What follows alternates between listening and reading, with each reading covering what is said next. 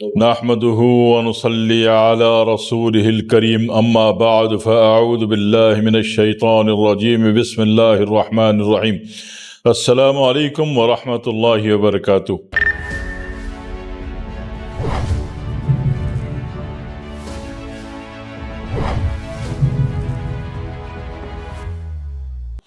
پانچ خاموش بیماریاں جو انسان کو اندر ہی اندر گھن کی طرح چاٹ جاتی ہیں، جس کا یہ چاٹ جانے کی حالات اس وقت پیش آتے ہیں جب بندہ بولتا ہے مجھے فلانا مرض ہے تو صحیح، پر میں اس کی کیئر نہیں کرتا، میں اس کی پرواہ نہیں کرتا، ٹھیک ہے نا، میں تو کوئی بھی دوا نہیں کھاتا۔ جس قدر فخر سے بولتے ہو اس قدر فخر سے پھر گھر والوں پہ جو بہت بڑی بلی فٹ ہوتی ہے، ان کے جو اچانک چند سو چند ہزار کے بجائے جو لاکھوں روپے ڈوب جاتے ہیں، وہ اس وجہ سے ہوتا ہے کہ آپ کیئر نہیں کرتے، ٹھیک ہے؟ تو کیئر کرنی ہے۔ اور یہ پانچ بیماریوں میں سمجھ لیجئے کہ پہلی بیماری جو ہے وہ ہوتا ہے آپ کا بلڈ پریشر، ٹھیک ہے؟ بلڈ پریشر میں جہاں آپ احتیاط کریں گے، اعتدال سے زندگی گزاریں گے، وہاں اس کو کنٹرول بھی رکھیں گے، نہیں تو بی پی شوٹ کر جائے تو دیکھو یہ آپ کا نیورو کمانڈ کو ڈسٹرب کر سکتا ہے، کوئی نہ کوئی رگ نس پھاڑ سکتا ہے، فالج دے سکتا ہے، ایک بات۔ دوسری بات یہ کہ یہ شوگر کی طرح یہ بھی آپ کی آنکھوں کی، اچھا شوگر تو آنکھ کو سلو پوائزن گلاتی ہے نا آنکھوں کو، یہ گلاتا نہیں ہے، یہ ہو سکتا ہے آپٹک نرو یا آنکھ کی کسی شریان کو، رگ کو، نس کو پھاڑ دے، ٹھیک ہے؟ تیسرا بلڈ پریشر، میں پریشان نہیں کر رہا ہوں، یہ نہیں سمجھنا کہ ایسا ہو جائے ویسا ہو جائے، میں صرف یہ علامتیں بتا رہا ہوں کہ کیئر کرنی ہے، کیئر لیس نہیں رہنا ہے، اس کو نمٹانا ہے۔ تو کس سے نمٹانا؟ وہ آپ کی مرضی، آپ کے جس معالج پر بھی آپ کو اعتبار ہو، اعتماد ہو، بلیو ہو، نہیں تو آپ کے خاندان کے کوئی بڑے ہوں، بزرگ ہوں، ان کا مشورے سے، نہیں تو آپ کے کسی قریب میں کوئی قاری صاحب ہو، حافظ صاحب ہو، عالم صاحب ہو، مفتی صاحب ہو، مجتہد ہو، امام ہو، علامہ ہو، ان کے حضور میں قدموں میں بیٹھ جائیے، مشورہ کر کے اس کو نمٹائیے۔ اکثر لوگ سمجھتے ہیں کہ علماء کو دواؤں کا علاج کا نہیں پتہ، ایسا نہیں ہے۔ علماء نے صحیح بخاری باب الطب پڑھی ہوئی ہوتی ہے، ان کو بنیادی مسائل کا ادراک ہوتا ہے، ٹھیک ہے؟ آپ ان کے قدموں میں بیٹھو گے، پوچھو گے تو وہ بتائیں گے نا، آپ بیٹھو گے نہیں، پوچھو گے نہیں تو بتائیں گے کیوں؟ پھر باقی تو ہر جگہ پہ ٹیسٹ کرائی جاؤ اور دوا پہ دوا کھائی جاؤ، ٹھیک ہے؟ تو ان بڑوں سے مکاتب فکر سے آپ رابطہ کریں گے تو مشورہ کر کے اس کو کیئر میں رکھنا ہے، ٹھیک ہے؟ کیئر لیس نہیں ہونا ہے۔ دوسری بات، یہ دل کو بھی نقصان پہنچاتا ہے، کبھی کبھی ہارٹ بیٹ اتنی تیز بڑھا دیتا ہے بی پی، یا اتنی سلو ڈاؤن کر دیتا ہے کہ ہارٹ فیلئر ہو جاتا ہے، ٹھیک ہے؟ تو یہ سارے نقصانات بی پی کے۔ دوسرا خاموش قاتل، جو دشمن کا ایجنٹ آپ کے اندر گھس گیا ہے، وہ جو ہے آپ کی شوگر ہے، ٹھیک ہے؟ شوگر کو بھی کیئر کرنی ہے، نہیں کہیں کہ جی میں کیئر نہیں کرتا، میں تو جو چاہوں کرتا ہوں اور یہ وہ، تو آپ اپنا تو نہیں کیئر کرتے ہو، پھر گھر والوں کے اچانک بہت بڑا صدمہ دینے کا ذریعہ بن جاؤ گے خواہ مخواہ میں۔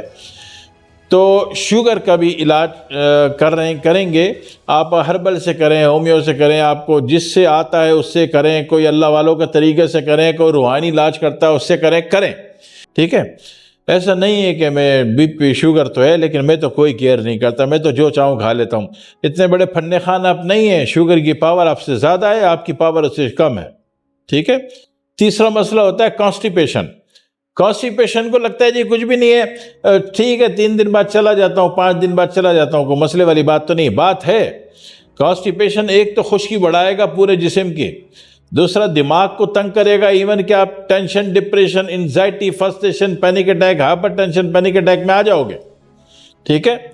تیسری بات یہ ہوتا ہے کہ کانسٹیپیشن آپ کے ایسڈ کو ڈپازٹ کرتا ہے، ایسڈس نہیں بولا جو سرمایہ ہوتا ہے، ایسڈ، تیزاب، تو یہ قبض، یہ سارے معاملات دینے کے ساتھ ساتھ سدے بھی پیدا کر سکتا ہے، اور وہ جو سدے جب کراس ہوں گے 3 دن 4 دن بعد تو ٹیشو کو پھاڑ دیں گے، آپ بولو گے بواسیر ہو گئی، ٹھیک ہے؟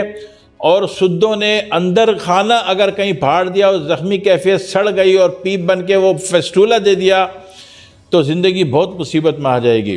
لہذا قبض کو کبھی بھی ہلکے میں نہ لیں، اس کو ٹھیک ہے، 3 باتیں ہو گئی۔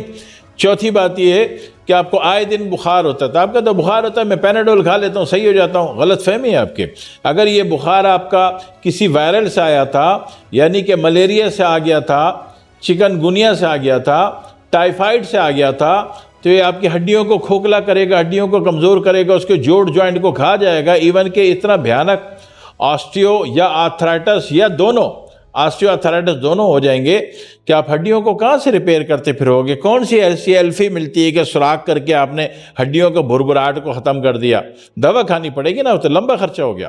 ٹھیک ہے، تو بہتر ہے کہ بخار کو جب تشخیص ہو جائے کہ بخار ہے اور میں نے 2 کھیرے 3 کھیرا کھا لیا، ٹھنڈا دودھ پی لیا اور جناب علی پھر بھی نہیں اتر رہا، پھر بار بار آ رہا ہے، ہر تیسرے دن دوسرے دن گرتا ہے پھر آتا ہے، تو مطلب ہے کہ ٹائیفائڈ کا یا ملیریا کا یا چکن گنیا کا بخار ہے جو بار بار ہڈیوں میں بیٹھ گیا ہے، آپ کو ایسی دوا دی گئی کہ سپریس ہو گیا، تو اس میں بھی محتاط رہنا ہے، اس کی بھی کیئر کرنی ہے۔ ٹھیک ہے، اس کے بعد ایک بات، نزلہ، نزلے کو لوگ سمجھتے ہیں کہ نزلہ وقتی چیزیں ہو گیا، نہیں، نزلے کو ختم کرنا ہے، نزلے کو خارج کرنا ہے، روکنا نہیں ہے، بند نہیں کرنا ہے، سکھانا نہیں ہے، کیونکہ نزلہ ڈیمیج کرتا ہے آپ کا پورے دماغ کو، پھر کان کو بہرا کر دے گا، پھر ناک میں جناب علی ہڈی بڑھا دے گا اور ناک میں سوزش پیدا کر دے گا، پھر حلق میں بیٹھ گیا نزلہ، کیرا گرنا، تو حلق میں تھائرائیڈ پیدا کر دے گا۔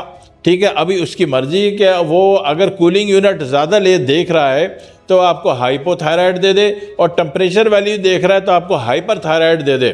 ٹھیک ہے نا، اور پھر تھائرائیڈ کا جو پانی نیچے گرے گا یوٹرس میں جائے گا تو فائبرائڈ پیدا کر دے گا۔ تو اتنی بڑی بڑی مصیبتیں پالنے سے بہتر ہے کہ ان کو یہ نہیں بولنا ہے کہ میں اس کا خیال نہیں کرتا ہوں، اثر نہیں کرتا ہوں۔ آپ نے اس کا خیال کرنا ہے، اس کا رعایت کرنی ہے، اس کا لحاظ کرنا ہے، اس کو کاؤنٹر کرنا ہے۔ ٹھیک ہے جی، تاکہ وہ اپنی اوقات میں رہے، تب کہیں جا کے آپ حالت امن میں رہتے ہو اور بہت بڑی مصیبت سے بچ جاتے ہو۔ والسلام علیکم ورحمۃ اللہ وبرکاتہ۔